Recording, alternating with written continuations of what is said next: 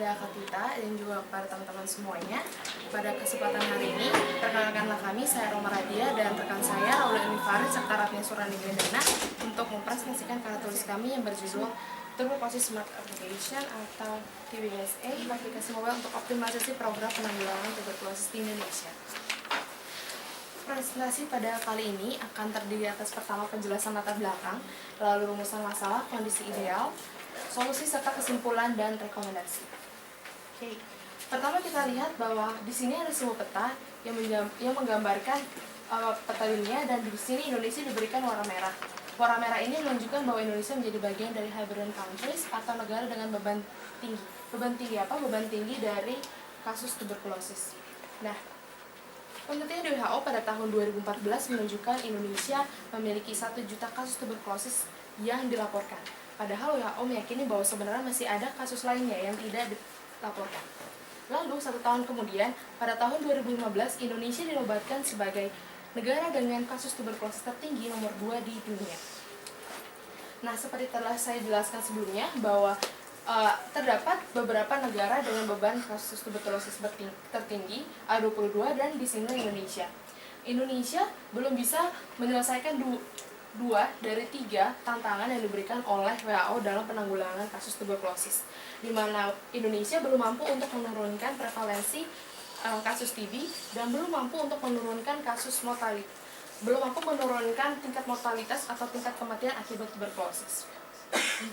Padahal sebagaimana kita tahu bahwa kesehatan merupakan hak semua orang, termasuk orang yang sudah sakit sistem pernapasan termasuk penyakit tuberkulosis.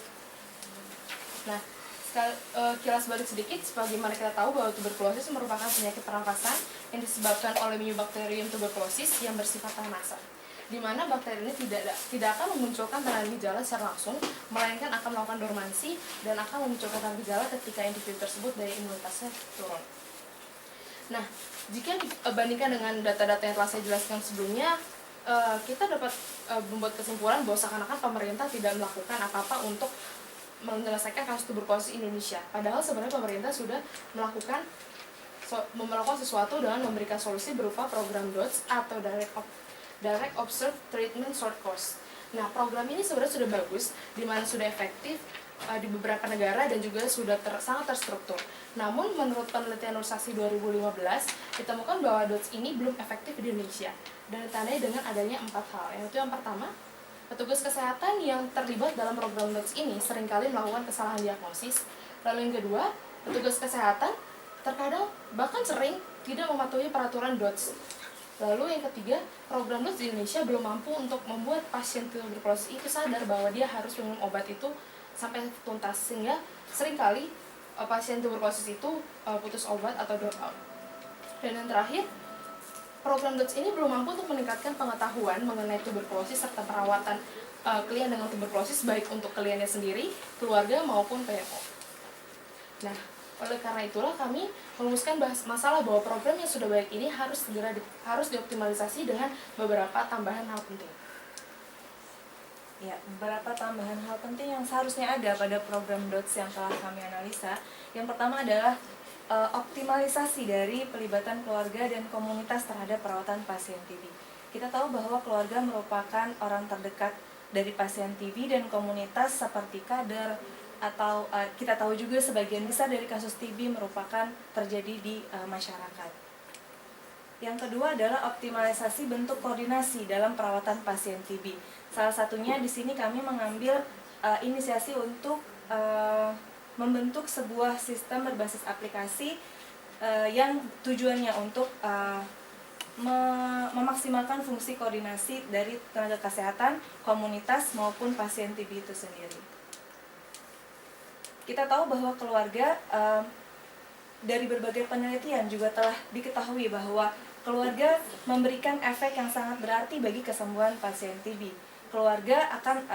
Pasien TB akan merasa lebih baik dan bersemangat ketika memang dukungan atau supporting system dari keluarganya juga baik. Dalam hal ini keluarga misalnya mengetahui secara baik bagaimana cara keluarga untuk hidup bersama pasien TB, bagaimana keluarga memahami secara baik apa itu TB dan lain sebagainya. Dan salah satu hal yang penting juga kita tahu bahwa Salah satu fungsi keluarga dalam Kakinan et al. 2010 adalah perawatan kesehatan, di mana di sini keluarga mempunyai peran yang sangat strategis dalam perawatan kesehatan pasien TB. Kemudian juga selain keluarga tadi, tenaga kesehatan juga sangat penting, dan tidak hanya perawat namun kolaborasi dari berbagai tenaga kesehatan sangat diperlukan dalam membuat rencana intervensi yang tepat bagi pasien TB. Dan kita spesifikasi di sini bahwa peran perawat di sini adalah sebagai lebih terasa pada peran perawat komunitas yang melakukan berbagai fungsi seperti halnya fungsi preventif, promotif, kebijakan publik, dan juga intervensi individu, keluarga, dan masyarakat. Karena kita ketahui bahwa untuk mengetahui dan mendata TB secara masif itu bisa dilakukan melewati masyarakat dan keluarga. Oleh karena itu, kami dari tim salah satu tim KTI Diners ini menginisiasi sebuah solusi, yaitu TBSA.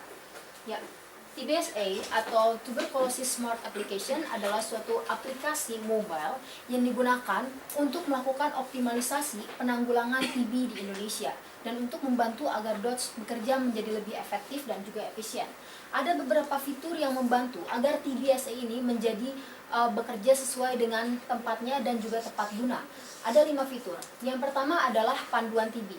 Pada panduan TB ini akan dijelaskan mengenai beberapa hal tentang TB yang berguna informasinya untuk perawat atau PJTB maupun keluarga, masyarakat, ataupun kader dari TB itu sendiri yang merupakan stakeholder dalam penanggulangan TB. Sehingga pengetahuan yang didapat lebih informatif dan juga komprehensif dan juga terpusat dari pusat, bukan hanya dari mulut ke mulut saja. Dan yang kedua adalah fitur My Alarm. Pada fitur My Alarm ini terdapat fitur untuk memberitahukan atau mengingatkan pasien maupun keluarga untuk satu, meminum obat tepat waktu, kedua, cek kesehatan tiap minggu secara mandiri, dan yang ketiga adalah untuk melakukan kunjungan ke puskesmas untuk melihat bagaimana perkembangan penyakitnya. Yang ketiga adalah consultation room atau ruang konsultasi. Pada ruangan ini terjadi pertukaran informasi antara dua belah pihak, baik antara pihak kader dengan PJTB ataupun dari pihak pasien dengan PJTB, sehingga terjadi komunikasi dua arah yang akan meningkatkan efektivitas dari informasi yang telah diberikan di dalam Tuberculosis Smart Application di fitur panduan TB. Kemudian yang keempat adalah Active Case Finding. Saudara-saudara, saat ini yang terjadi adalah hanya terjadi Passive Case Finding, yaitu penjaringan kasus TB secara pasif. Artinya pasien datang sendiri ke puskesmas atau pelayanan kesehatan untuk memeriksakan kesehatannya, dan ternyata baru saat itu diketahui pasien tersebut terkena TB. Akhirnya apa? Akhirnya terjadilah keterlambatan dalam penanganan TB karena TB-nya sudah terlalu parah, dan juga akhirnya penjaringan pun menjadi lebih lambat dan tidak efektif. Dengan adanya Active Case Finding, di sini kader berusaha untuk menjaring semua masyarakat yang ada dalam lingkungan binaannya untuk melihat siapa yang memiliki gejala dan juga ciri-ciri dan tanda-tanda dari TB, dan itu akan dilaporkan untuk segera dilakukan pemeriksaan, sehingga akan lebih cepat dalam penanganan dan akan lebih baik serta efektif dalam melakukan pengobatan. Lalu ada yang kelima adalah sistem pencatatan data. Sistem pencatatan data ini adalah sistem dokumentasi dari assessment dan juga intervention yang telah diberikan oleh perawat maupun oleh dokter yang menangani pasien tersebut. Nah, selain itu, sistem pencatatan data ini tidak hanya mendokumentasikan assessment dan intervention, tapi juga semua yang dimasukkan oleh keluarga dan klien TB dalam My Alarm, yaitu pertama data tentang apakah mereka sudah minum obat atau belum, kemudian data tentang kesehatan mereka, dan data tentang kerajinan mereka dalam melakukan kunjungan ke puskesmas. Kemudian berikut adalah tampilan TBSA yang dapat kami tampilkan.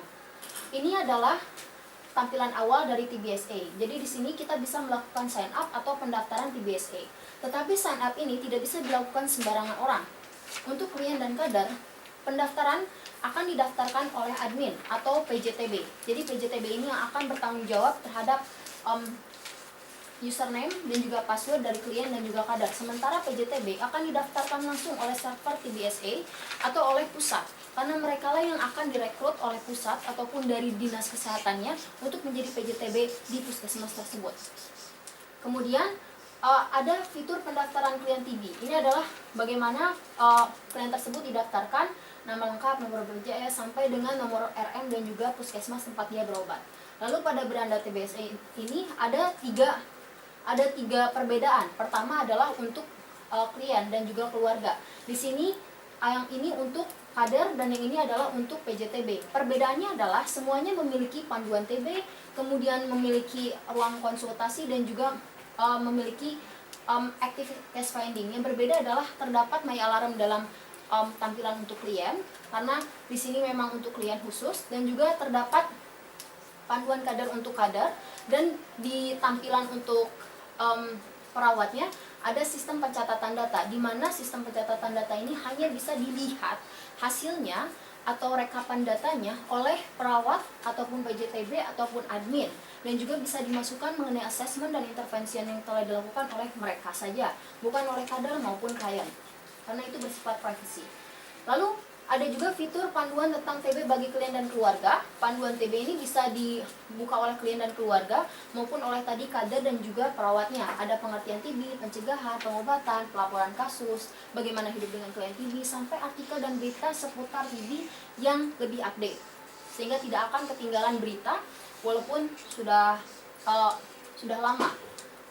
Lalu fitur My Alarm bagi klien ini, pertama ada pengingat saat minum obat. Bila mereka sudah minum obat, mereka akan memencet ini. Bila belum, akan terus berbunyi sampai ada konfirmasi sudah atau belum. Lalu ada My Alarm tentang saatnya cek kesehatan yang tiap minggu dilakukan secara mandiri. Lalu ada juga My Alarm untuk saatnya kontrol ke puskesmas yang dilakukan setelah adanya perjanjian dengan dokter ataupun PJTB. Lalu ada fitur perekapan status kesehatan. Ini yang dilakukan setiap minggunya, yang diingatkan oleh My Alarm. Ada tanggalnya, berat badan, frekuensi pernapasan, jumlah jam tidur, dan masalah lainnya mempengaruhi klien tersebut dalam melakukan aktivitasnya sehari-hari selama menjadi klien TB. Kemudian ada fitur ruang konsultasi yang memungkinkan adanya konsultasi dua arah antara PJTB dengan kader atau PJTB dengan klien dan keluarga. Lalu ada juga tampilan ini bagi kader, yaitu adanya active case finding. Misalnya mereka akan melaporkan kasus baru, mereka tinggal klik di sini dan akan memilih daerah binaannya, kemudian keterangan bagaimana kondisi klien tersebut, apakah klien tersebut memang ada ciri-ciri TB ataupun tidak, sehingga nanti dari puskesmas akan langsung memberikan intervensi. Ini fitur pencatatannya, ada sistem pencatatan data. Ini ada grafik kasus TB, grafik kepatuhan minum obat. Misalnya ada sistem, ini adalah fitur rekapannya, sistem pencatatan datanya, bagaimana grafik klien TB paru positif di suatu daerah. Kemudian ada juga misalnya rekapan minum obat dari mulai Senin sampai Minggu, pagi, siang, malam. Bila tidak minum akan ada tanda X, bila iya akan ada tanda centang.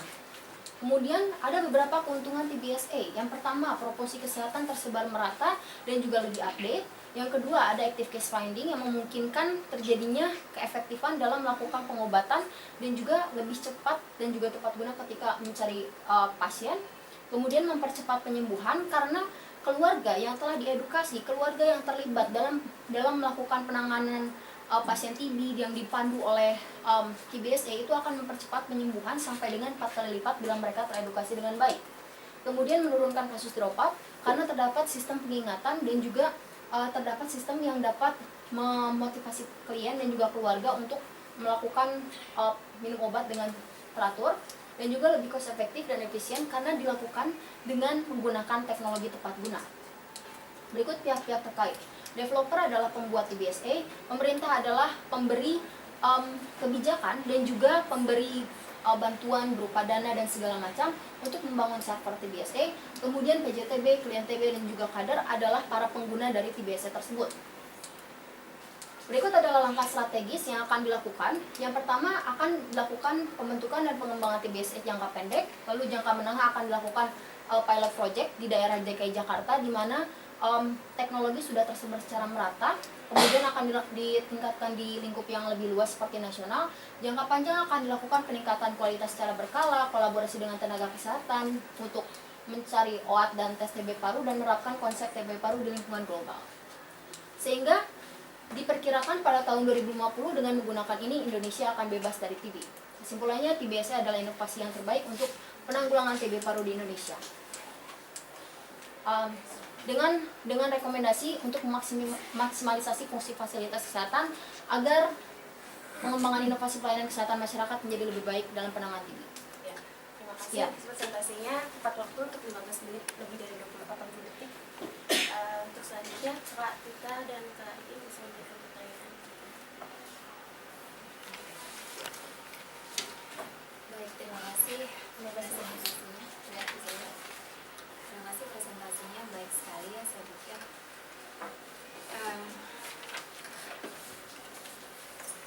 Ini presentasi terakhir ya. Boleh tahu teman-teman semester berapa? 7. Oh, semester.